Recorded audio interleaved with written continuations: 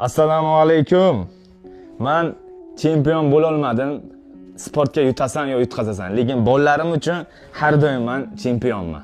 O'zbekistonning prezidentidan, rahbariyatlaridan, prokuraturadan, sudyalardan men minnatdorman, chunki farzandlarimning yoniga ozodlikka chiqarishdi meni Damashqning arestiga. Men ularga rahmat deb aytaman.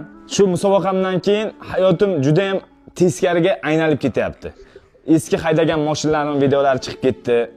Keyin Toshkent shahar prokuraturasidan protest kirdirilibdi sudga. Nimaga qanaqa kirdirilgan 2-fevral kuni uni bilmadim-u, qamoq bilan bo'lgan jazo qilib berishlaringizni so'raymiz deb.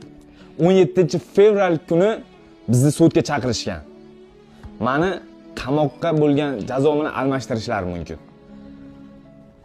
Farzandlarimni ko'ziga men qamoqqa vaqtim quvonch yo'q edi. Men ko'chaga chiqdim, farzandlarim hammasini ko'ziga quvonch bor.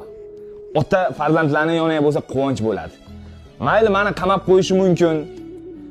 Men o'zim qornimni to'ydirishim mumkin. Men ichkariga bo'lib, lekin mana 4 ta bolamni qornini kim to'ydiradi?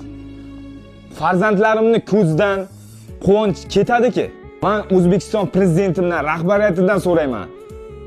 Ichmasam, chakmasam, qimor o'ynamasam, qimorni taklif qilmasam, meni nima sababdan qamashadi?